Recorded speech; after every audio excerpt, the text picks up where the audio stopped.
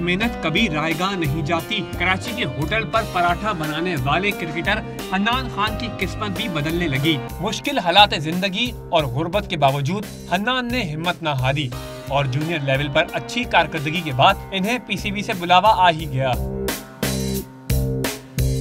चमन से ताल्लुक रखने वाले ओपनिंग बल्लेबाज को T20 सीरीज के लिए पीसीबी ने नेशनल क्रिकेट अकेडमी तलब कर लिया। हन्नान खान पुरजोश है कि मलेशिया के खिलाफ जीत के लिए अहम किरदार अदा करेगा।